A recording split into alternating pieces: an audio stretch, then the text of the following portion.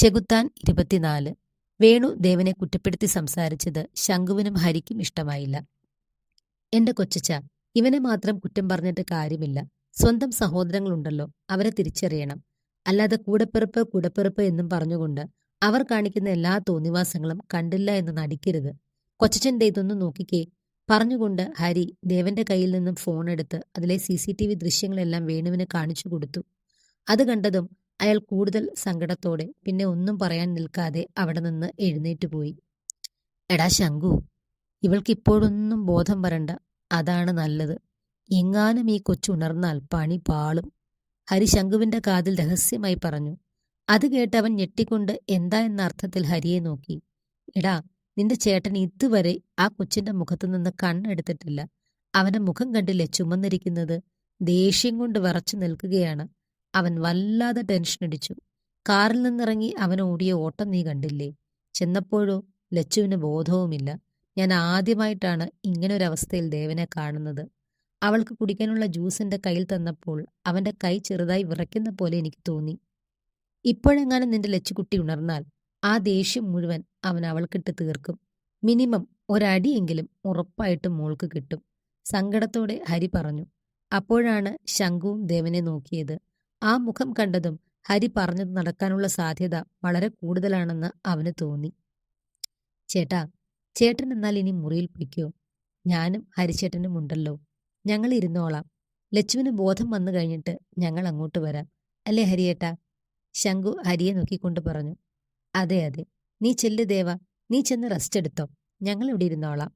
എന്നാൽ അതിനുള്ള മറുപടിയായി ദേവന്റെ ഒരു കൂർത്ത നോട്ടമാണ് രണ്ടുപേർക്കും കിട്ടിയത്. വീണ്ടും അവൻ പഴയതുപോലെ ലച്ചുവിനെ തന്നെ നോക്കിയിരിക്കാൻ തുടങ്ങി. ഇനി എന്തു ചെയ്യണമെന്നറിയാതെ ഹരിയും ശംഖുവും പരസ്പരം നോക്കി. അതെ ഏട്ടാ, ഞാൻ എൻ്റെ നന്ദുവിനെ ഒന്ന് വിളിച്ച് ലച്ചു ഇവിടെ ഉണ്ടെന്ന് പറഞ്ഞോട്ടെ? അവൻ ദേവനെ നോക്കി. പക്ഷെ ദേവന്റെ കണ്ണുകൾ ഇപ്പോഴും ലച്ചുവിൽ തന്നെയാണ്. ലച്ചുവിനെ തന്നെ നോക്കിക്കൊണ്ട് അവൻ ശരി എന്ന മട്ടിൽ ഒന്ന് മൂളി. കുറേ പ്രാവശ്യം ഫോൺ ചെയ്തിട്ട് മറുഭാഗത്ത് അറ്റൻഡായില്ല. ഒടുവിൽ മറുഭാഗത്ത് ഫോൺ എടുത്തു. എന്നാൽ നന്ദു അല്ലായിരുന്നു, അവളുടെ അച്ഛൻ രാജീവനാണ് ഫോൺ എടുത്തത്. മറുവശത്ത് കോൾ അറ്റൻഡായതും അവൻ ഫോൺ സ്പീക്കറിലിട്ടു. നന്ദുവിൻ്റെ സങ്കടം അത് ദേവൻ അറിയണമെന്ന് അവൻ ആഗ്രഹിച്ചു. ഹലോ മോനെ, ഞാൻ അച്ഛനാണ്, ഫോൺ അവൾക്ക് കൊടുക്കാം പറഞ്ഞുകൊണ്ട് രാജീവൻ ഫോൺ നന്ദുവിൻ്റെ കയ്യിൽ കൊടുത്തു. ഹലോ നന്ദു, എന്നോടുള്ള പിണക്കം നിനക്ക് ഇതുവരെ തീർന്നില്ലേ? ഇപ്പോഴും പിണക്കത്തിലാണോ? ഞാൻ എത്ര നേരം നിന്നെ വിളിച്ചു, എത്ര പ്രാവശ്യം വിളിച്ചു, എന്താ ഫോൺ എടുക്കാത്തത്? അവൻ സങ്കടത്തോടെ ചോദിച്ചു. എനിക്ക് പിണക്കമില്ല, സങ്കടമേ ഉള്ളൂ. ഞാൻ കാരണമല്ലേ നിനക്ക് അപകടം പറ്റിയത്. എനിക്ക് എൻ്റെ ലച്ചുവിനെ രക്ഷിക്കാൻ പറ്റിയില്ല. അവൾ കരഞ്ഞുകൊണ്ട് സംസാരിച്ചു. ആ സംസാരം കേട്ട് ശംഖുവിനും സങ്കടം തോന്നി. കാരണം അവൾ അങ്ങനെ അല്ലായിരുന്നു. വായിൽ നാക്കിടാതെ കലപിലാ സംസാരിക്കുന്ന ഒരു പെൺകുട്ടി, അതായിരുന്നു നന്ദന. അതൊക്കെ പോട്ടെ, അച്ഛനും മോളും തമ്മിലുള്ള പിണക്കമെല്ലാം മാറിയോ? ഫോൺ എടുത്ത് മോളെയെന്ന് വിളിച്ച് സ്നേഹത്തോടെ നിന്റെ കയ്യിൽ ഫോൺ കൊണ്ടു തന്നതുപോലെ കേട്ടല്ലോ. മാറി. നന്നായി നന്ദു, ഒരിക്കലും അച്ഛനമ്മമാരെ വിഷമിപ്പിക്കരുത്. അവരെന്ത് ചെയ്താലും അത് നമ്മുടെ നന്മയെ കരുതി മാത്രമായിരിക്കും. ഒരുപക്ഷെ അന്നത്തെ ആ സാഹചര്യത്തിൽ അങ്കിളിന് അങ്ങനെ ചെയ്യാനേ പറ്റുമായിരുന്നുള്ളൂ. ലച്ചുവിനെ രക്ഷിക്കാൻ ശ്രമിച്ചിരുന്നുവെങ്കിൽ ഒരുപക്ഷെ അവൾക്കൊപ്പം നിന്റെ ജീവനും കൂടി ആപത്തിൽപ്പെട്ടേനെ. ശംഖു അവളെ ആശ്വസിപ്പിക്കാനായി പറഞ്ഞു. എന്നാൽ അവന്റെ വാക്കുകൾ കേട്ടതും മറുഭാഗത്തു നിന്ന് ഒരു പൊട്ടിക്കരച്ചിലായിരുന്നു. കുറച്ചു നേരത്തെ കരച്ചിലിന് ശേഷം അവൾ കരച്ചിലടക്കിക്കൊണ്ട് അവനോട് സംസാരിച്ചു. അന്നത്തെ ആ ദിവസം ലച്ചുവിനെ രക്ഷിക്കാതെ എന്നെ മാത്രം ഇങ്ങോട്ട് കൊണ്ടുവന്നതിൽ പിന്നെ അച്ഛനും വല്ലാത്ത സങ്കടമാണ്, കുറ്റബോധമാണ്. ആരുമില്ലാത്ത ഒരനാഥ പെൺകുട്ടിയെ ഒരു ചെകുത്താൻ പിടിച്ചുകൊണ്ടുപോകുന്നത് ഒന്നും ചെയ്യാതെ നോക്കി നിന്നല്ലോ എന്ന കുറ്റബോധം. അന്നു തൊട്ട് ആരും അറിയാതെ അച്ഛനും അവളെപ്പറ്റി അന്വേഷിക്കുന്നുണ്ട്. പക്ഷെ ഇതുവരെ ഒരു വിവരവും ഞങ്ങൾക്ക് കിട്ടിയിട്ടില്ല. പക്ഷേ ഇന്ന് വൈകുന്നേരം അച്ഛൻ ഒരു വാർത്തയും കൊണ്ടാണ് വന്നത്. ജഗനും അയാളുടെ അമ്മയും അമ്പലത്തിൽ ചെന്ന് നാളെ അയാളുടെ വിവാഹം ഉണ്ടെന്ന് പറഞ്ഞിട്ടുണ്ട്. അയാൾ വിവാഹം കഴിക്കുന്നുണ്ടെങ്കിൽ ഉറപ്പായും ലച്ചുവിനെ ആയിരിക്കും. എനിക്ക് തോന്നുന്നത് ഇത്രനാളും അയാൾക്ക് വയ്യാതെ കിടന്നതുകൊണ്ട് അവളെ എവിടെയോ ഒളിപ്പിച്ചു നിർത്തിയതാണെന്നാണ്. രാവിലെ മിക്കവാറും അവളെ ഇവിടെ എത്തിക്കും. എന്തായാലും രാവിലെ തന്നെ ഞാനും അച്ഛനും അമ്പലത്തിൽ പോകും. ആ വിവാഹം തടയാൻ ശ്രമിക്കും. പക്ഷെ അവിടെയും ലച്ചു തന്നെയാണ് പ്രശ്നം. അന്ന് ജഗൻ നമ്മളെ ഉപദ്രവിക്കുന്നത് കണ്ട് അവൾ വല്ലാതെ പേടിച്ചിട്ടുണ്ട്. അതുകൊണ്ട് തന്നെ ഇനിയും നമുക്ക് എന്തെങ്കിലും ആപത്ത് വരുമോ എന്ന് പേടിച്ച് അവൾ ഈ വിവാഹത്തിന് സമ്മതിക്കും.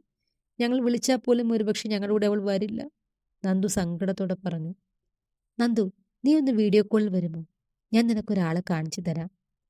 താൻ ഇത്രയും പറഞ്ഞിട്ടും അതുമായിട്ട് യാതൊരു ബന്ധവുമില്ലാത്ത തരത്തിൽ വീഡിയോ കോളിൽ വന്നാൽ ഒരാളെ കാണിച്ചു തരാം എന്നൊക്കെ അവൻ പറയുന്നത് കേട്ടപ്പോൾ നന്ദുവിന് ദേഷ്യവും സങ്കടവും വന്നു. ഞാനിപ്പോൾ ആരെയും കാണാനുള്ളൊരു മൂഡിലല്ല ശങ്കു. എൻ്റെ മനസ്സിൽ നാളെ എൻ്റെ ലച്ചുവിനെ എങ്ങനെ രക്ഷിക്കണം എന്ന ചിന്ത മാത്രമേ ഉള്ളൂ. ബാക്കിയൊക്കെ നമുക്ക് പിന്നെ സംസാരിക്കാം. ഞാൻ ഫോൺ വയ്ക്കുക. അവൾ ഫോൺ വെക്കാൻ തുടങ്ങിയതും ശങ്കു വീണ്ടും പറഞ്ഞു.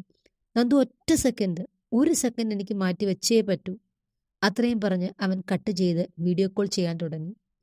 മനസ്സില്ലാ മനസ്സോടെ മറുഭാഗത്ത് അവൾ കോൾ എടുത്തു.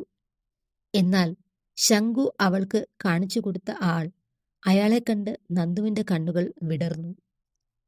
കട്ടിലിൽ കിടന്ന് ശാന്തമായി ഉറങ്ങുന്ന ലച്ചുവിൻ്റെ മുഖം, തൻ്റെ ഫോണിലെ സ്ക്രീനിൽ കാണുന്ന ആ ദൃശ്യത്തിലേക്ക് അവൾ വീണ്ടും വീണ്ടും നോക്കി, വിശ്വസിക്കാൻ പറ്റാത്തതുപോലെ.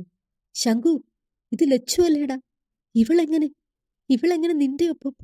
നീ എവിടെയാ? അവൾക്ക് എന്താണ് ചോദിക്കേണ്ടത് എന്ന് പോലും അറിയില്ലായിരുന്നു. എൻ്റെ നന്ദു, ഇത് നമ്മുടെ ലച്ചു തന്നെയാണ്. അവളിപ്പോൾ ഞങ്ങൾക്കൊപ്പമാണുള്ളത്. എൻ്റെ ഏട്ടൻ്റെ ഒപ്പം, ഞങ്ങളുടെ തറവാട്ടിൽ. ഈ ലച്ചുവുമായിട്ടാണ് ജഗന്റെ വിവാഹം നാളെ ഉറപ്പിച്ചിട്ടുള്ളത് എങ്കിൽ അത് നടക്കാനുള്ള ഒരു സാധ്യതയും ഞാൻ കാണുന്നില്ല. ശങ്കു, എനിക്കൊന്നും മനസ്സിലാവുന്നില്ലടാ. അവളെന്താ ഉറങ്ങുകയാണോ? നീ ഒന്ന് വിളിച്ചേ, എനിക്ക് അവളോട് സംസാരിക്കണം. നന്ദു കരഞ്ഞുകൊണ്ട് പറഞ്ഞു. എടി, അത് അവൾക്കൊരു ചെറിയ തലകറക്കവും ക്ഷീണവും ഒക്കെയാണ്. ഒരു വല്ലായികയാണ്. മൊത്തത്തിലൊരു പേടിച്ച മട്ടാണ്. ഇന്ന് തറവാട്ടിൽ അച്ഛൻ്റെ സഹോദരങ്ങളും കുടുംബവും ഒക്കെ ഉണ്ടായിരുന്നു. അവരെ എല്ലാവരെയും കണ്ടപ്പോൾ അവൾക്ക് ആകെ ഒരു പേടി. മയങ്ങുകയാണ്, വേറെ കുഴപ്പമൊന്നുമില്ല. നീ ഒരു കാര്യം ചെയ്, ഫോണിലൊന്നും വിളിക്കാൻ നിൽക്കണ്ട. നാളെ ഇങ്ങോട്ട് വാ, നേരി കാണാമല്ലോ. അച്ഛനെയും കൂട്ടി രാവിലെ തന്നെ അവിടുന്ന് തിരിക്കും. ഞങ്ങളെല്ലാവരും തറവാട്ടിലുണ്ട്. അവളോടൊന്ന് സംസാരിച്ചിരുന്നെങ്കിൽ എനിക്ക് ആശ്വാസമാകുമായിരുന്നു. പോട്ടെ, സാരമില്ല, ക്ഷീണിച്ചുറങ്ങുകയല്ലേ, രാത്രിയായില്ലേ. ഞാൻ എന്തായാലും അച്ഛനെയും കൂട്ടി രാവിലെ തന്നെ ഇവിടുന്ന് തിരിക്കും. ഇനി നേരിട്ട് ബൈ. നന്ദു ഫോൺ വെച്ചു. ഏട്ടാ, എനിക്ക് ഒത്തിരി സന്തോഷമായി. എത്ര നാളിന് ശേഷമാണെന്നറിയാമോ നന്ദു ഇങ്ങനെ സംസാരിക്കുന്നത്. പക്ഷെ അപ്പോഴും ഒരു സംശയമുണ്ടല്ലോ. ജഗന്റെ കല്യാണം നാളെ ഉണ്ട് എന്നല്ലേ നന്ദു പറഞ്ഞത്? അപ്പോൾ അവൻ ലച്ചുവിനെ അല്ലാതെ വേറെ ആരെയെങ്കിലും വിവാഹം ചെയ്യാൻ തീരുമാനിച്ചു? നന്ദു ഹരിയോടും ദേവനോടുമായി ചോദിച്ചു. എടാ, നന്ദു പറഞ്ഞത് ശരിയാണ്. ജഗൻ കല്യാണക്കാര്യം അമ്പലത്തിൽ ചെന്ന് പറഞ്ഞത് ലച്ചുവിനെ മനസ്സിൽ വെച്ചുകൊണ്ടാണ്. അവൻ നിന്റെ ചേട്ടനെ വിളിച്ചിരുന്നു. ലച്ചുവും അവനും സ്നേഹത്തിലാണ്. നിന്നെ ഉപദ്രവിച്ചതൊരു അബദ്ധം പറ്റിയതാണ്. അവൻ്റെ പെണ്ണിനെ തിരിച്ചു കൊടുക്കണം. പ്രശ്നങ്ങളൊന്നുമില്ലാതെ അവളെ തിരികെ ഏൽപ്പിച്ചാൽ നാളെ തന്നെ അവൻ വന്ന് അവളെ കൊണ്ടുപോകും. അതല്ല, വിട്ടുകൊടുത്തില്ലെങ്കിൽ നിയമസഹായം തേടും എന്നൊക്കെ പറഞ്ഞു. അതുമാത്രമല്ല, നമ്മുടെ ആ DYSP ധനുഷില്ലേ, അവനാണ് മധ്യസ്ഥൻ. അവനിവിടെ വന്നിരുന്നു. ഹരി പറഞ്ഞു നിർത്തി. ഒരുത്തനും ഇവിടെ വന്ന് എൻ്റെ മോളെ കൊണ്ടുപോകില്ല. വിമലയുടെ ഉറച്ച ശബ്ദം കേട്ട് എല്ലാവരും വാതിൽക്കിലേക്ക് നോക്കി. ഞാൻ ജീവിച്ചിരിക്കുമ്പോൾ ഒരു ചെകുത്താൻ്റെ കൂടെയും എൻ്റെ കുഞ്ഞിനെ പറഞ്ഞയക്കാൻ ഞാൻ സമ്മതിക്കില്ല. വലിയ DYSPയും ബിസിനസ്സുകാരും ഒക്കെ വരുമായിരിക്കും. എനിക്കും ചില ബന്ധങ്ങളൊക്കെ ഉണ്ട്. ഞാനും ഇന്ന് കുറച്ച് ആളുകളെ കാണാൻ തന്നെയാണ് ഇറങ്ങിയത്. എല്ലാവരോടും കാര്യങ്ങളൊക്കെ പറഞ്ഞിട്ടുണ്ട്. നാളെ അവരിവിടെ വരും. അവൻ പോലീസിനെയോ പട്ടാളത്തിനെയോ ആരെയോ കൊണ്ടുവരട്ടെ.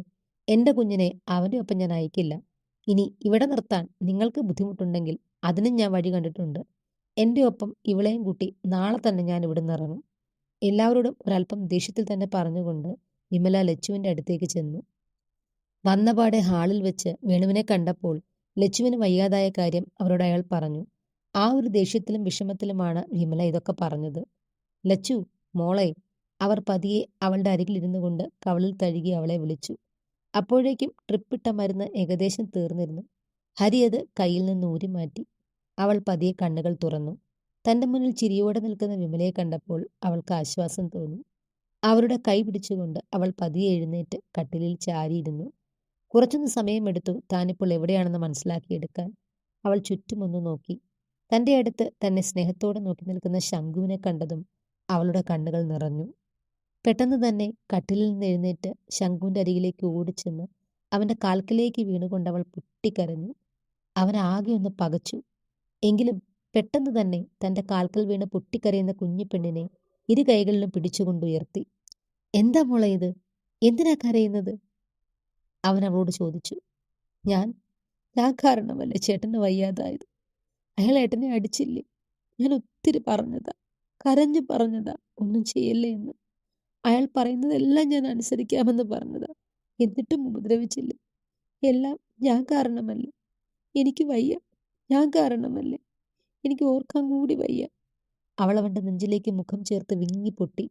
എൻ്റെ ലച്ചു, നീ ഇങ്ങനെ കരയാതെ. നീ എൻ്റെ പെങ്ങളല്ലേ? നിന്റെ സങ്കടം മാറ്റാൻ കഴിയാത്തതിലേ എനിക്ക് വിഷമമുള്ളൂ. നിന്നെ ആ ചെകുത്താൻ്റെ കയ്യിൽ നിന്ന് രക്ഷിക്കാൻ പറ്റാത്തതിൻ്റെ സങ്കടമേ ഉള്ളൂ. അവൻ പതിയെ അവളുടെ തലയിൽ തഴുകി ആശ്വസിപ്പിച്ചു. കുറച്ചു നേരം അവൻ്റെ നെഞ്ചിൽ ചേർന്ന് തൻ്റെ സങ്കടമെല്ലാം കരഞ്ഞു തീർത്തപ്പോൾ അവൾക്ക് ആശ്വാസം തോന്നി.